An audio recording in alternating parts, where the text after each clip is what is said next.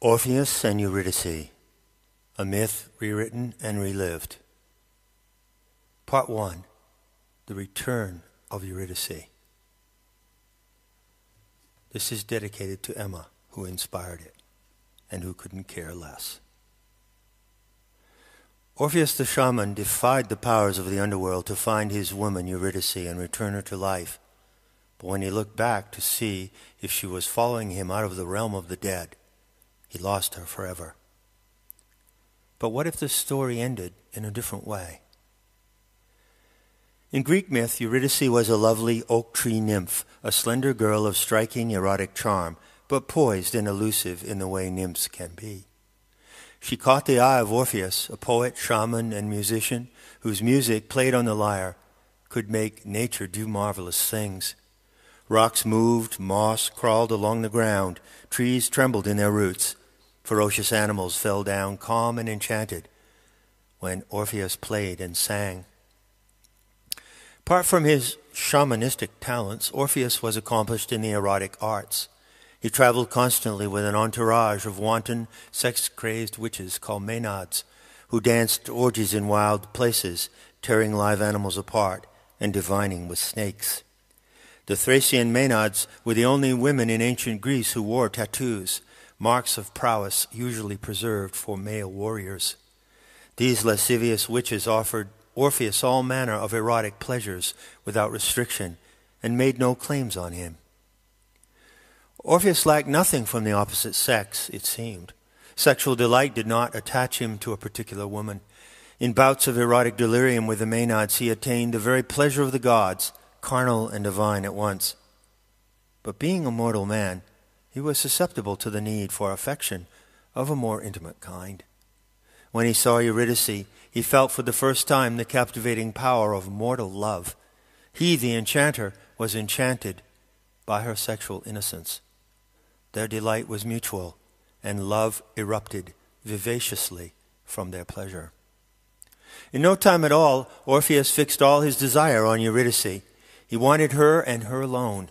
Feeling that he was the most fortunate man in the world, he gave up his orgiastic ways and turned away from the Maenads. For the first time in his entire life, he longed to be a one-woman man. He wanted to share the rest of his life exclusively with Eurydice, and asked her if she felt the same way. She said that his wish was also hers, and consented with all her heart to be his supreme love. But then something befell Eurydice. An event overtook her before she had time to live out her heart's desire with Orpheus. The stories vary on what happened next. Some say that a fading paternal guard named Eurystheus, adequately rich but well beyond his prime in life, was captivated by Eurydice's beauty and wanted to possess her for a trophy. When the nymph fled from him, she fell to her death from a cliff. Others say she was gathering flowers when the fated event happened. She was bitten by a poisonous snake and died within a minute. In ancient Greece, death was understood to be the loss of vital force and the transference of the image of the person, called a shade, into the underworld, the realm of Hades, Lord of Death. So, whatever caused her demise, Eurydice became a shade in the underworld. Never before having known such passion for a single woman, Orpheus was not prepared for such a loss. It shook him like an earthquake and threw his heart into total anguish.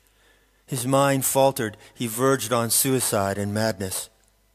After a month of racking grief, Orpheus made a daring choice. He decided to use his shamanic gift, the ability to move back and forth between different worlds, to venture into the underworld and bring Eurydice back with him to the realm of the living. This would be a shamanic test that no hero before him had ever attempted. So, Orpheus descended into Hades and faced ordeals that challenged his powers to their limit. He charmed Cerberus, the monstrous three-headed dog who guards the gate of the palace of Hades, by playing a strain from his lyre. Then he entered the palace, a living man in the realm of the shades. He was greeted by Hades, the king of the underworld, and his abducted bride, Persephone, queen of the night. Eurydice was there somewhere, living as a human specter among the dark immortals of the Hadean realm. So goes the traditional version. And here comes the rewritten ending. Hades, the lord of the dead, welcomed Orpheus into the main hall of his vast palace in the underworld. He was a huge, lumbering man with a soft manner. Wild tresses of chestnut-red hair in knotty coils framed his ruddy face. His dreamy brown eyes had yellowish rims. The king was polite and congenial with Orpheus. He confessed amazement that the shaman had overcome the trials required for a mortal to pass alive into the zone of death. After such formalities typical of court life everywhere, the moment came for Hades to present Orpheus with the object of his quest, the shade of his woman, Eurydice. With a casual snap of his fingers, Hades produced the wraith. The shaman gasped at the vapid insubstantiality of her form. She was not the flesh and blood woman Orpheus had known, far from it, but she would become so again once she set foot upon the living earth.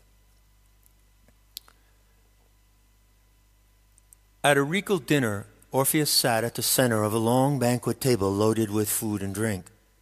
Hades sat opposite to him, to the left, and Persephone to the right, making a formal triangle with the shaman at the peak. Eurydice sat on Orpheus' left at the end of the table, somewhat removed. She had a timid and expectant air. Opposite her, at the other end of the long table, sat the hero Heracles, who had been invited by Persephone for the occasion. He was clad only in a lion's skin and leather tunic. His body seemed to radiate a raw, tawny aura, like the roar of a lion made visible. But for all his furious allure, Heracles was quiet and reserved. He only spoke with consent from Persephone, signaled by a nod of her regal head. As they feasted and drank, Hades explained to Orpheus the favor he would grant by allowing Eurydice to be restored to life. It was a huge exception, never before granted to anyone.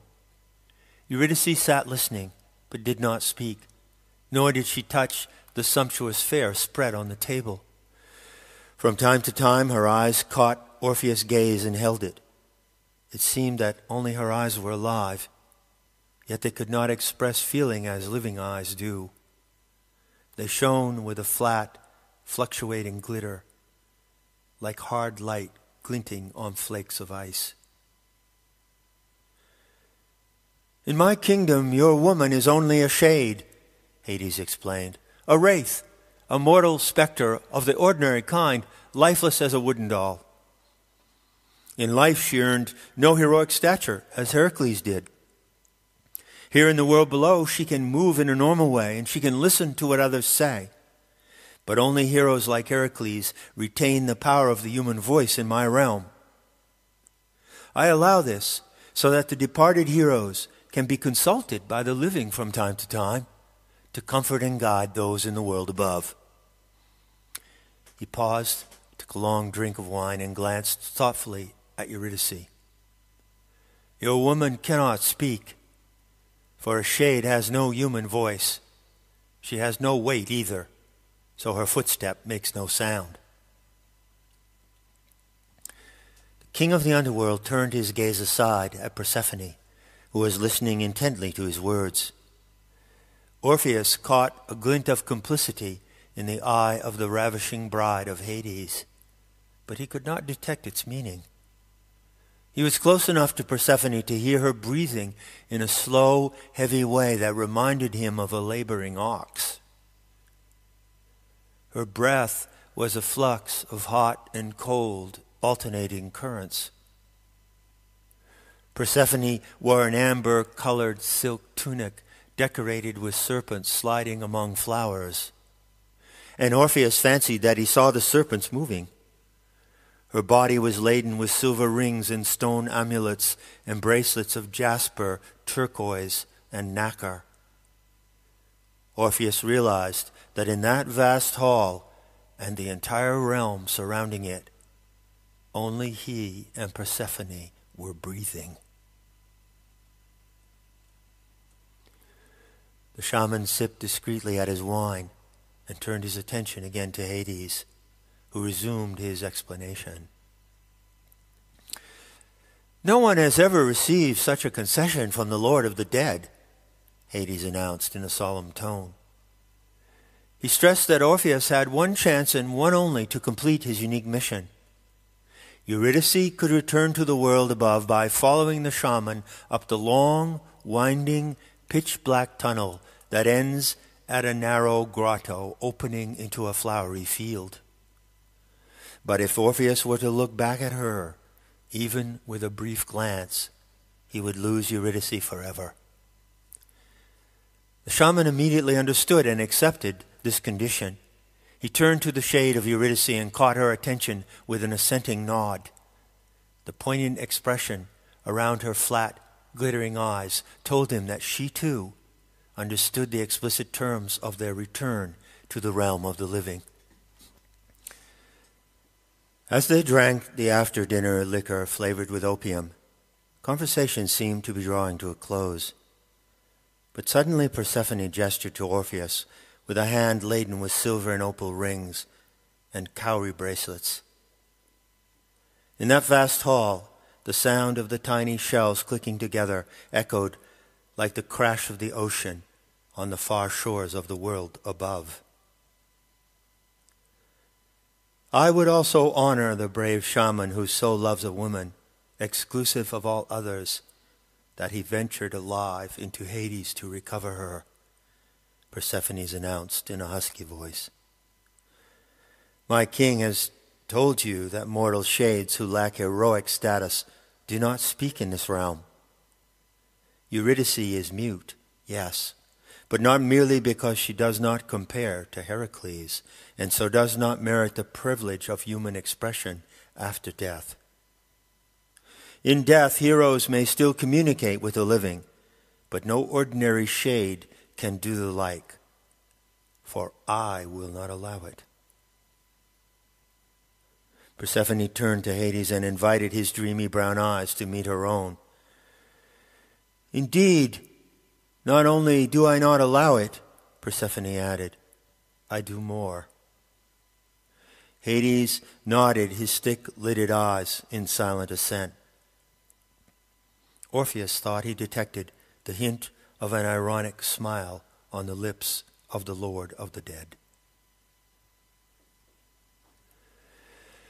"When I last saw the world above," Persephone continued in a pensive tone, "I was picking flowers in a glorious meadow, doing exactly as Eurydice when she was bitten by a venomous serpent. But I did not die. You understand that, Orpheus? I was abducted alive into this nether realm of lifelessness. Although I am the daughter of a goddess, Demeter, and thus of fully divine status myself, I retain the human form that I enjoyed at the moment of my abduction. That is, the mortal form. Can you imagine what it is to be a mortal confined in the land of the dead without having died?" She paused to let Orpheus consider the question. He was totally stunned. True. He was a mortal breathing in the zone of death, and he was not confined to remain there most of the year as Persephone was.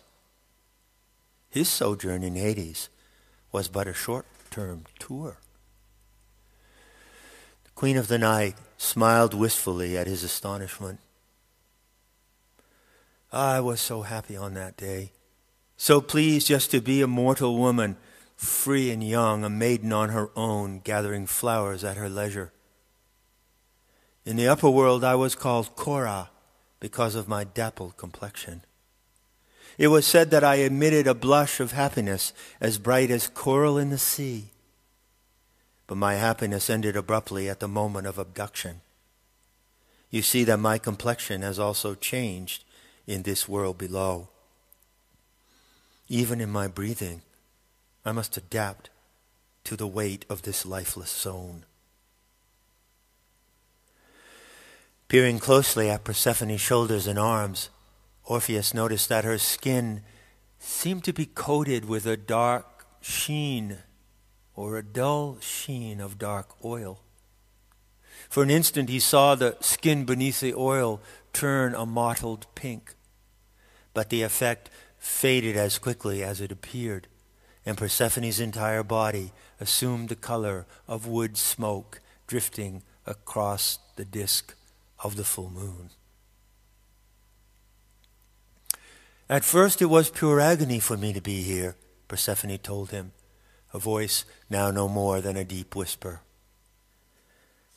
I so miss the loveliness of living things, the exquisite formality of nature and the play of forms, of plants and flowers, insects, serpents, and birds.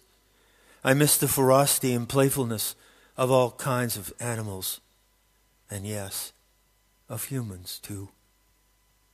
Not to mention the clouds and the colors of the sky by day, the myriad stars in revolving patterns by night, the smell and rhythm of the sea, and the butterflies. Alas, memories of such lost beauties tormented me continually after my abduction into this realm. She fell silent and drank somberly from a slender goblet of horn. By her side, Hades seemed sunk in deep contemplation, reflecting on her words. Memories can be suppressed, of course.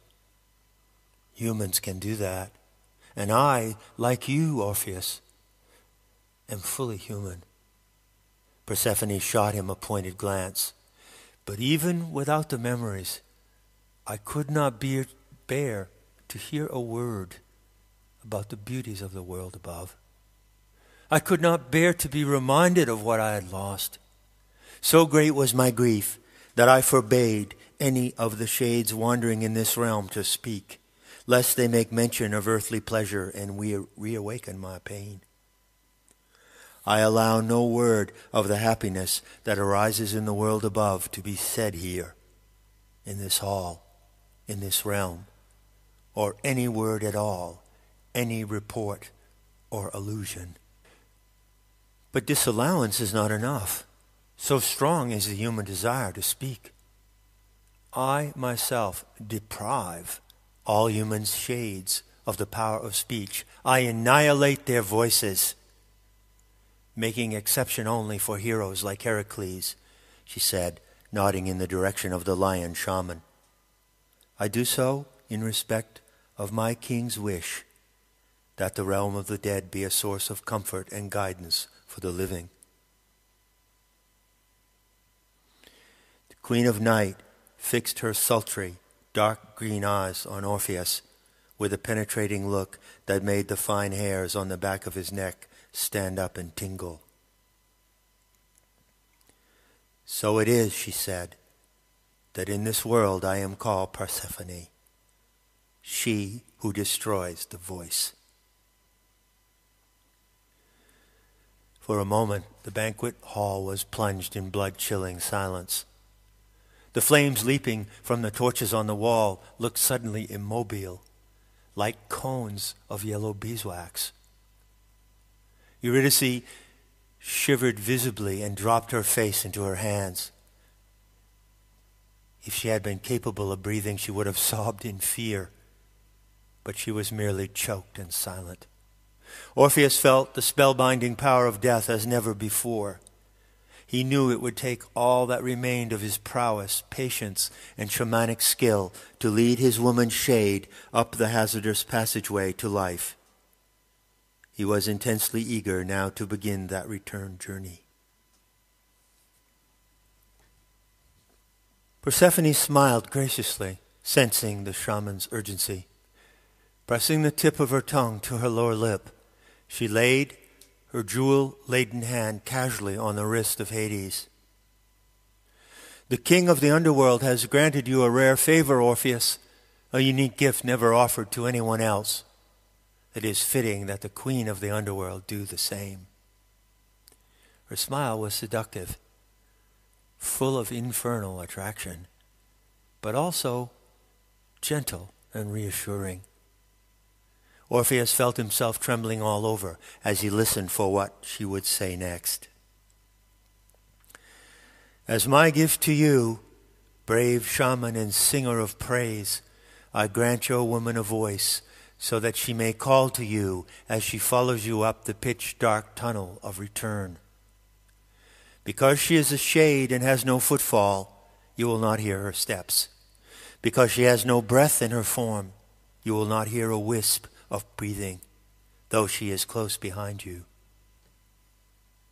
She knows that you must not look back for her, but now she can call ahead, to ask you to wait, or to give her directions if needed. With the voice I grant her, Eurydice will be able to reassure you that all is well, that she is safe and sound, preceding closely behind you. With this declaration, Persephone placed her left elbow firmly on the table and positioned her forearm upright, vertical, with the palm of her hand facing upward and open, flat. With an elegant turn of her wrist, she pointed her fingers down the long table toward Eurydice. Then she leaned forward, the braided strands of her jet-black hair pendant over the table, and blew once firmly and loudly upon her open palm. Orpheus felt a keen shiver in the air, like a strong, clear note struck on his lyre. He looked immediately to his left. Eurydice was suddenly jolted and then transfixed, sitting bolt upright with her arms pinned to her sides. She felt a soft, strong glow ripple in her throat, like the flare of a ruby warmed by the sweep of a blazing torch. Then she sensed a wrestling sensation beneath her chin, making her think of the wings of a swallow crisscrossing to its sides as it tucks itself down into its nest. Delivered on the mortal breath of the queen of the underworld, the power of speech entered her body. So thrilled was Eurydice to regain her voice that she almost exclaimed aloud, but Persephone warned her with a sharp gesture. The infernal bride put her index finger to her lacquered lips. Only in the passageway, she said, and turning to Orpheus, she added a calm command. Now, you too, begin your return to the land of the living.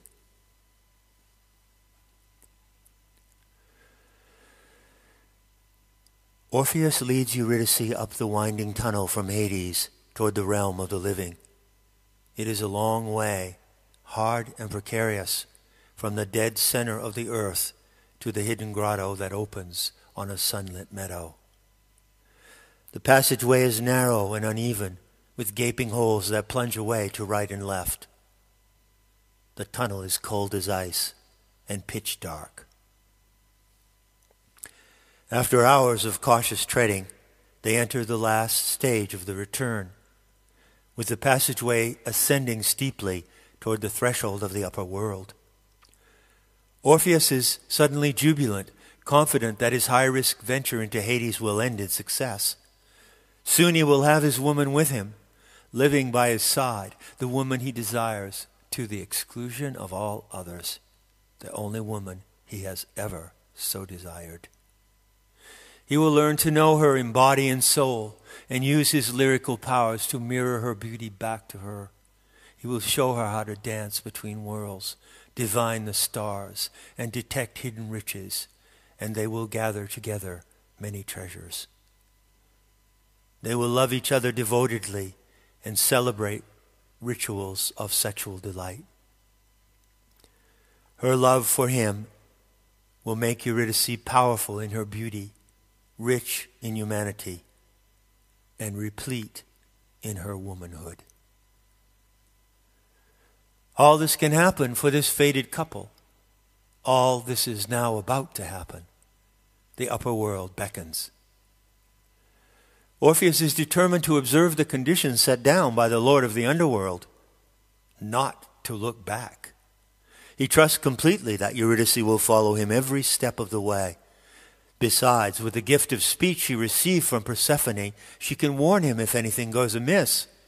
Should she slip or falter on the precipitous track, or lose her sense of direction in the pitch darkness. And if all goes well, she can assure him that she is just one step behind him. The passageway ascends steeply and meanders treacherously, dipping here and there in unexpected ways. Orpheus must avoid the chasms that yawn beyond unseen gaps on either side of the narrow passage. Behind him, Eurydice is a fluttering gray shadow, faintly aglow. Her wispy form quivers uncertainly with every step.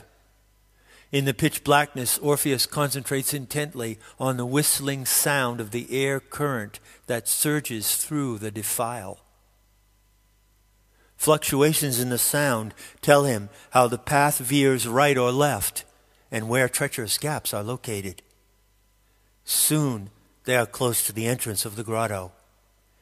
He catches the glint of sunlight bouncing off flecks of mica embedded in the cold rock ahead of them. Back in the dining hall of Hades, Heracles stands and bows, dismissing himself politely. He goes down a corridor to the chamber of oracles to await invocation from those in the world above. Hades and Persephone are alone. They sit like statues, more still and silent than death itself. Their heads are tilted in the same angle, as if they are listening in unison for something. Hades places his hand on Persephone's shoulder to steady her, for he knows that the power of her hearing goes deeper than his. It runs like a green golden vein into the darkest ore of the underworld, and even attains the limits of that world. After a long moment, the ravishing bride once again places her elbow on the table, this time the right one. She positions her hand straight up, fingers vertical, with the palm slightly cupped in a gesture of readiness, as if poised to snatch a passing butterfly out of the air.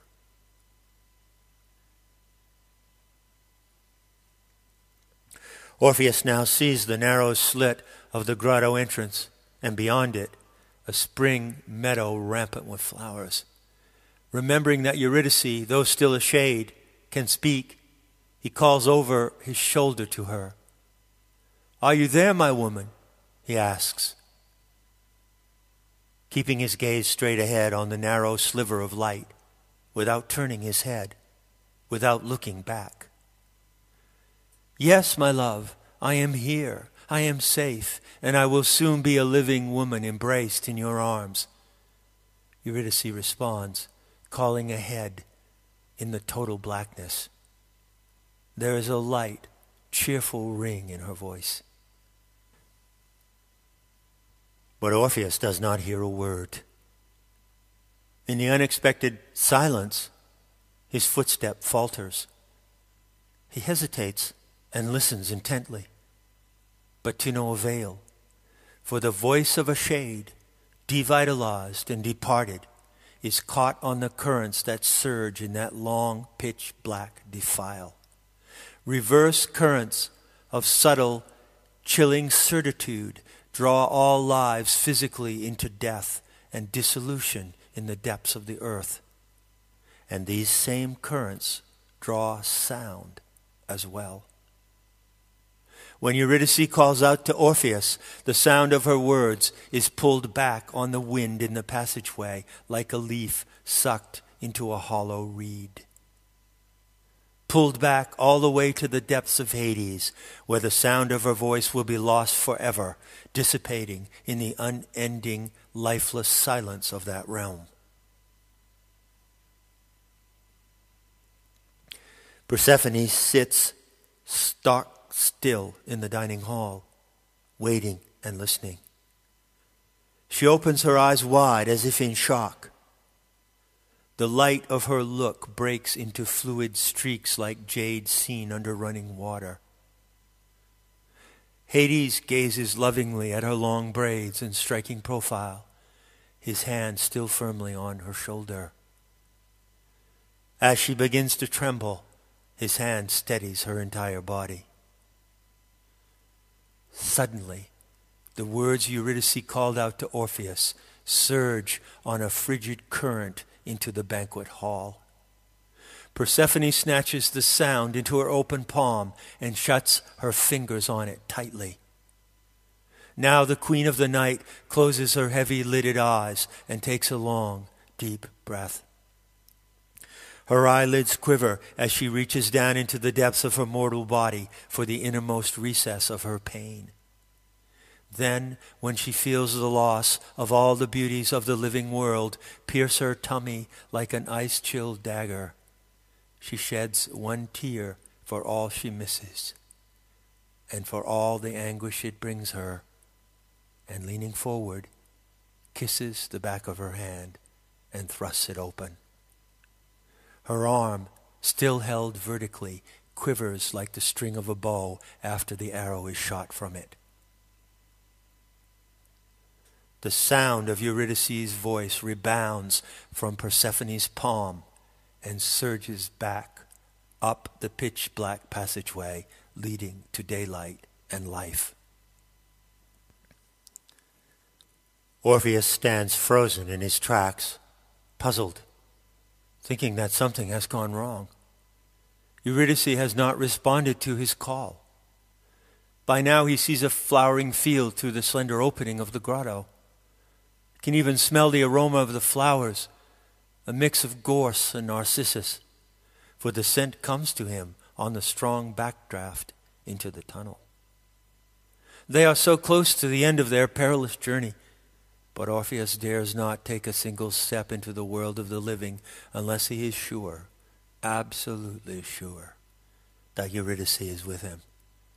She must be there, ready to take the first step into their new life only a second after he does. Yet his woman does not reply, and Orpheus is disoriented. How can it be, this unanswering void behind him? Now, in the absence of response, her presence goes astray. The shaman's mind begins to race madly. He thinks, my woman must be in danger or difficulty, or something makes her afraid to speak. Some fear or doubt holds back her words. Feeling the backdraft into the tunnel grow stronger at the entrance, Orpheus braces himself. Concentrating the last of his strength, he puts one foot through the narrow verge of the grotto into the bright meadow, the realm of the living. He is poised to make the final step of return, but the agony he feels for lack of response from his woman overrides his patience. The fear of losing her compels Orpheus to look back. He turns aside just enough to reach around with his arm, teetering precariously on his feet. He senses a grayish form hovering in the current that rushes down the passageway. Orpheus gropes blindly in the blackness with his hand, trying to pull Eurydice safely into his arms. But when he turns a little more, just far enough to catch a fleeting glimpse of her shade, it dissolves before his eyes. A sudden surge out of the depths of the tunnel throws the shaman with limbs awry upon the ground of the meadow. The instant he emerges from that infernal blackness, Orpheus collapses, and the fragrant, sunlit world goes black. The force that throws him to earth and knocks him unconscious also shattered Eurydice's shade the moment he looked back and tried to reach it. In that same instant, the words she had called out to him come back to her, surging up the passageway, from below. Her words return with the soft impact of a kiss blown through the air. The sound of her own voice pours into her body and fills it with life and feeling. The rhythm of coursing blood, the dance of breath and glance, the sweet pitch of realized emotion, vivacity and tone. Her own voice lifts her with the easy movement of a leaping deer, and she skips through the narrow entrance of the grotto. She enters the warm sunlit meadow, embodied and breathing, a once mute phantom restored to life. Orpheus feels a nudge at his ribs awaken him, and finds himself bedded in a patch of flowers with Eurydice in his arms, warm and alive, gazing blissfully and gratefully into his eyes.